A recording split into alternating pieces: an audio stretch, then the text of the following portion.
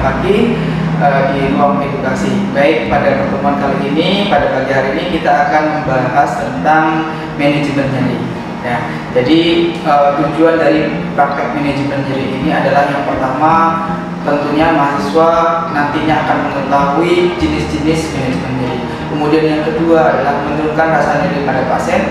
Kemudian yang ketiga adalah merelaksasikan otot, baik itu dari aspek fisik maupun psikologisnya. Nah, kemudian selanjutnya kita harus tahu penyebab-penyebab dari nyeri. Biasanya kalau kita melakukan pengkajian pada nyeri itu ada PIRST seperti itu. Jadi P-nya itu adalah painnya atau problemnya, kemudian Q-nya adalah kualitasnya, kemudian R-nya adalah regio atau lokasi di mana nyerinya, kemudian S-nya itu adalah skalanya, kemudian yang T adalah time atau waktunya. Nah, kita bahas satu-satu dulu. Yang P itu adalah problemnya atau pain atau penyebab yang menyebabkan nyeri apa. Kita cari, kita tanyakan yang menyebabkan nyeri apa. Kemudian Q, ya, kualitasnya kita bisa menanyakannya, misalkan apakah seperti ditusuk-tusuk, apakah seperti di benda yang berat, kemudian seperti di sayat-sayat. Itu beberapa hal yang mungkin harus kita tanyakan tentang kualitas nyerinya. Kemudian di R, ya, regio. R itu adalah tempat atau lokasi di mana letak nyerinya, ya, misalkan di bagian perut kanan atas, misalkan di paha kanan, paha kiri. Yang penting itu nanti kita tanyakan letak nyerinya di sebelah mana. Kemudian S, ya, S ini adalah skala. Nah, skala ini banyak macamnya untuk kita gunakan, ya. Biasanya kita menggunakan 1 sampai 10. 1 itu tidak nyeri, 10 itu sangat nyeri. Ada juga sistem atau pengkajian skala nyeri itu menggunakan Bourgonais, kemudian ada fast, verbal, analog, scale, dan yang lain-lain. Bisa kita gunakan sesuai dengan yang kita inginkan. Kemudian T itu adalah time. Kita tanyakan kapan nyeri itu bisa timbul. Apakah saat beraktivitas atau tidak beraktivitas itu sudah merasakan nyeri seperti itu. Kemudian selanjutnya saya akan menjelaskan jenis-jenis manajemen nyeri. Nah, secara garis besar, secara umum manajemen nyeri itu dibagi menjadi dua. Yang pertama adalah menggunakan farmakologis, yang kedua adalah menggunakan non farmakologis. Kalau farmakologis biasanya menggunakan obat-obat anti nyeri atau analgesik. Kemudian kalau yang kedua ini adalah jenis nyeri yang non farmakologis. Nah, jenis non farmakologis inilah yang nanti kita akan praktekkan pada hari ini. Ada 3 jenis non farmakologis pada pembelajaran kali ini. Yang pertama adalah jenis distraksi, kemudian yang kedua adalah relaksasi, kemudian yang ketiga adalah cutaneous. Ya, jadi nanti kita mempraktekkan secara langsung apa itu jenis distraksi, apa itu jenis yang relaksasi, kemudian yang terakhir adalah jenis cutaneous. Praktek kali ini ada 3 jenis manajemen nyeri yang akan kita lakukan. Yang pertama adalah distraksi, kemudian yang kedua nanti dilakukan masase, kemudian yang terakhir adalah kompres. Ya, baik, untuk mengetahui lebih lanjut mari kita saksikan bersama-sama bagaimana prosedur pelaksanaan. Kita lanjutkan untuk pelaksanaannya. Di sini pelaksanaannya ada 4 tahapan. Tahap pertama adalah tahap registrasi, kemudian tahap yang kedua adalah tahap orientasi, tahap yang ketiga adalah tahap kerja, dan tahap yang terakhir adalah terminasi. Baik, yang pertama tahap prainteraksi. Nah, di tahap prainteraksi ini kita harus menyediakan atau menyiapkan catatan dari klien. Kemudian yang kedua kita harus cuci tangan, ya, cuci tangan 6 langkah. Kemudian kita menyiapkan alat-alatnya. Ya, jadi alat-alatnya ada sesuai dengan tindakan yang akan kita lakukan. Biasanya hanya menggunakan handspoon, kemudian lotion, dan ice pack kalau untuk tindakan-tindakan pada hari ini. Baik, untuk tahap yang kedua adalah tahap orientasi, ya. Jadi kita langsung praktekkan untuk tahap orientasinya. Baik, perkenalkan, ya, selamat pagi Pak. Apakah benar ini dengan Bapak Ali? Iya, benar. Ya, baik, saya di sini adalah perawat Tommy, ya. Di sini saya akan melakukan tindakan prosedur manajemen nyeri. Nah, keluhan Bapak sekarang apa yang dirasakan? sakit di perut. Oh, sakit di perut sebelah mana sih Pak? Yang bawah. Oh, yang bawah sini, sebelah kanan. Ya. Kemudian skalanya ada, kalau misalkan dari 1 nih Pak ya, 1 sampai 10 yang Bapak temukan itu angka berapa? Angka 5. Angka 5 berarti cukup sedang ya. Oke, baik. Nyerinya timbul kapan Pak? Misalkan apakah berbaring seperti ini sudah merasakan nyeri atau bagaimana? Ya biasanya tuh nyari terus ke kamar hari biasanya suka. Oh, ketika malam hari juga merasakan nyeri. Baik. Jadi nanti tujuan di sini adalah untuk meredakan dirinya, menurunkan dirinya Bapak, supaya juga tujuannya adalah merelaksasikan tubuh Bapak. Oke, Bapak bersedia? Bersedia. Baik. Nah, ketika kita sudah melakukan tahap yang kedua yaitu tahap adaptasi, langsung kita melaksanakan tahap yang ketiga yaitu tahap kerja.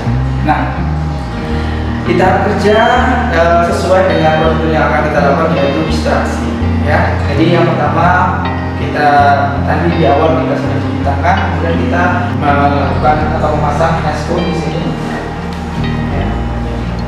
Memasang handscoon. Nah, ini prinsipnya adalah bersih, ya, jadi tidak perlu menggunakan handscoon steril, cukup handscoon yang bersih saja.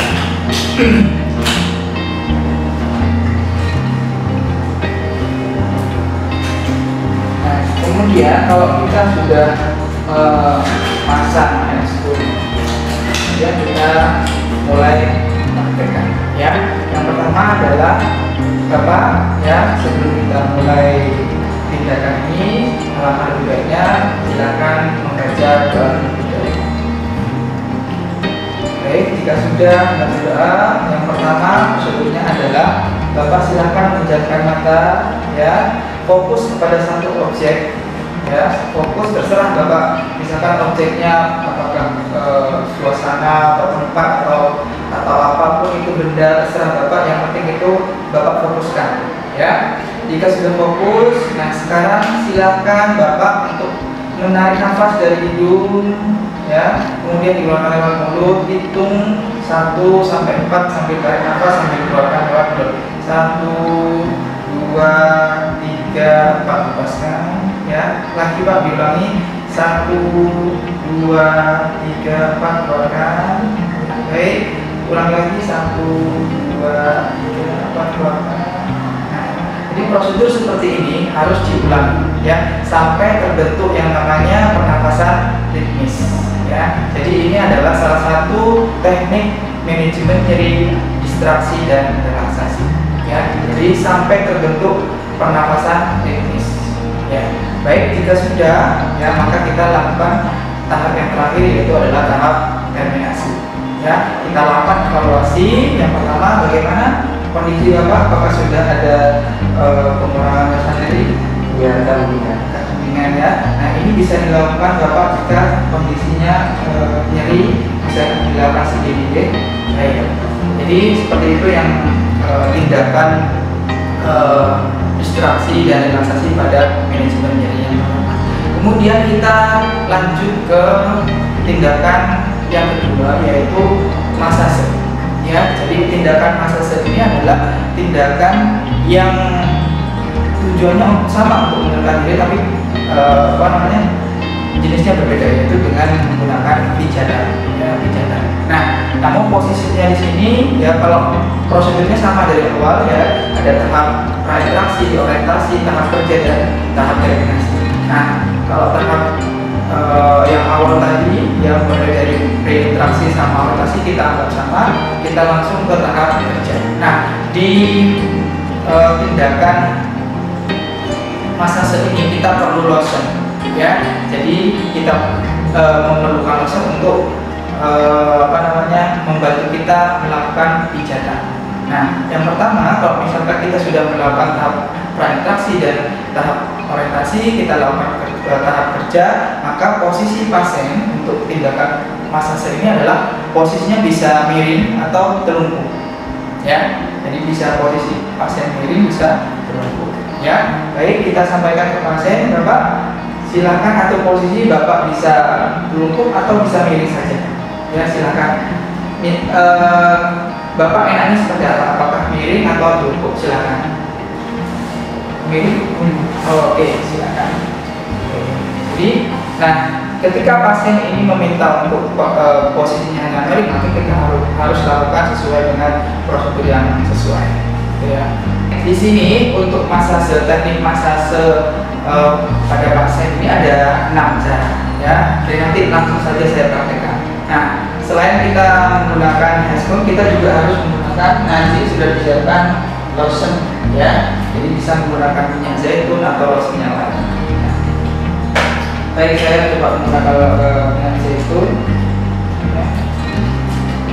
Jadi gunakan secukupnya saja, jangan terlalu banyak-banyak. Ya.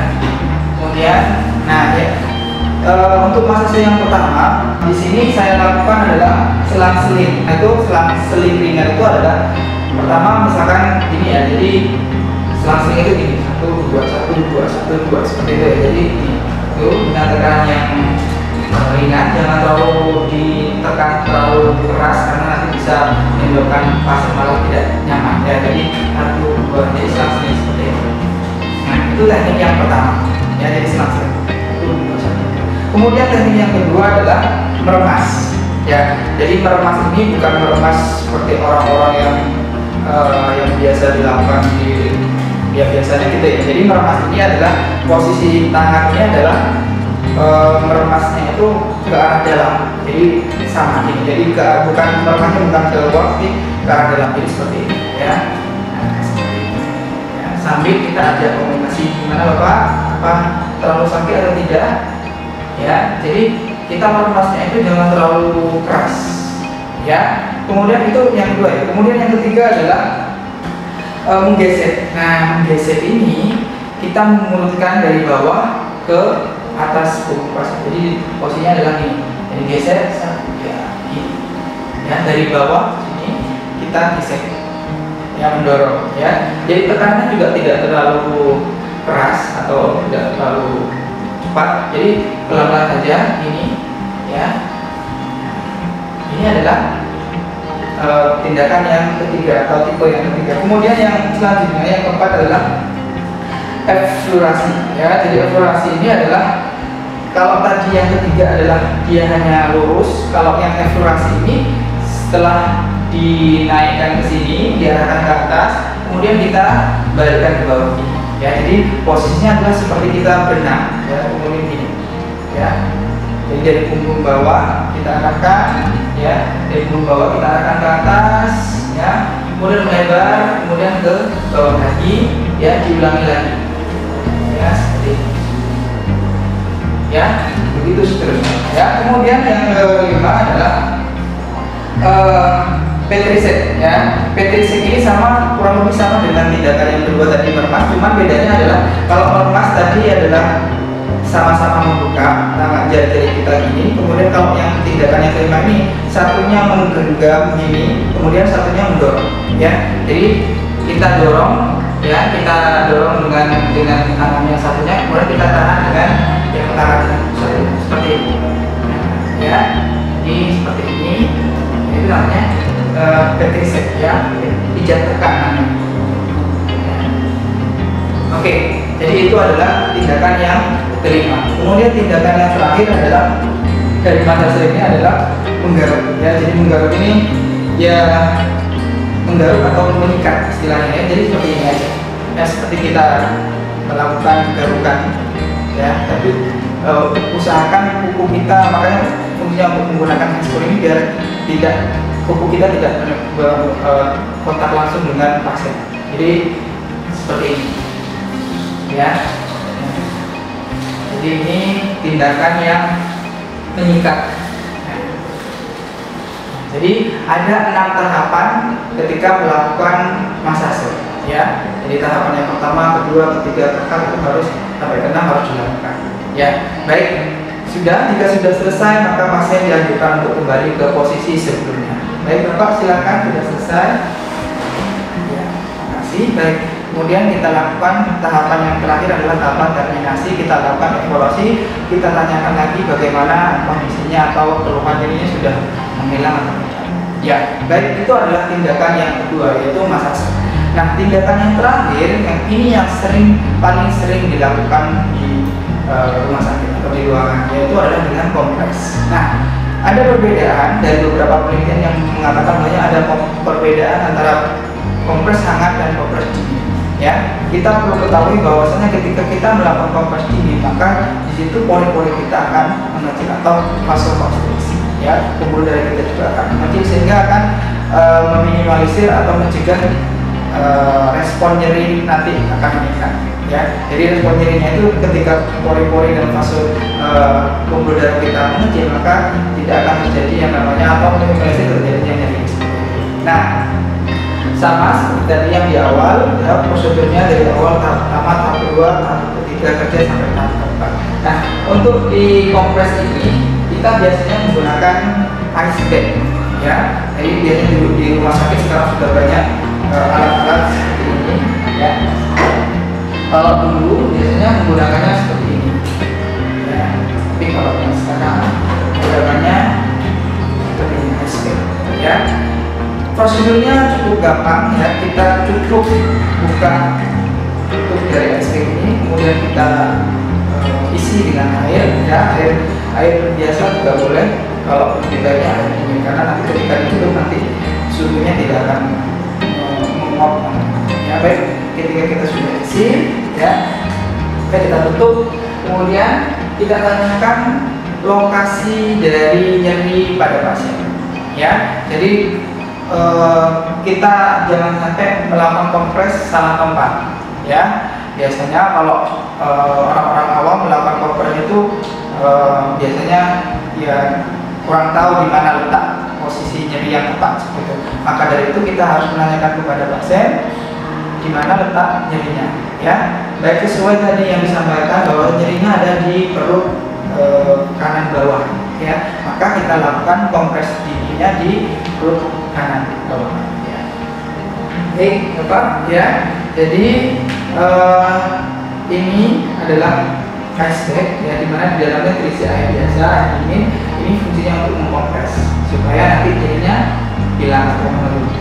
Ya, jadi saya mohon maaf, cukup ditempelkan di sini saja, ya. Tempelkan kurang lebih 3-5 menit, ya, kita kompres, ya, atau sampai nyerinya menurun atau menghilang. Ya, jika sudah melakukan kompres, kita ambil lagi, ya. Oke, kemudian kita letakkan kembali. Ya. Baik, jadi tindakan dari manajemen nyeri ini sangat sederhana dan bisa kita lakukan, bahkan kita bisa memberikan edukasi kepada keluarganya untuk melakukan sendiri kepada pasien. Baik, itu yang bisa saya sampaikan terkait dengan manajemen nyeri. Ya, manajemen nyeri tadi sebenarnya ada banyak, ya, ada 3 tadi yang saya sebutkan, ada distraksi, kemudian ada relaksasi, kemudian yang ketiga kotanus. Ya, tapi yang saya praktekkan di sini hanya 3. Yang pertama tadi distraksi, kemudian yang kedua masase, yang ketiga adalah kompresi. Demikian pembelajaran pada pagi hari ini, semoga bermanfaat. Jika ada yang ingin ditanyakan, silakan bisa ditanyakan di kolom komentar. Jangan lupa like, comment, share. Terima kasih. Saya akhiri. Assalamualaikum warahmatullahi wabarakatuh.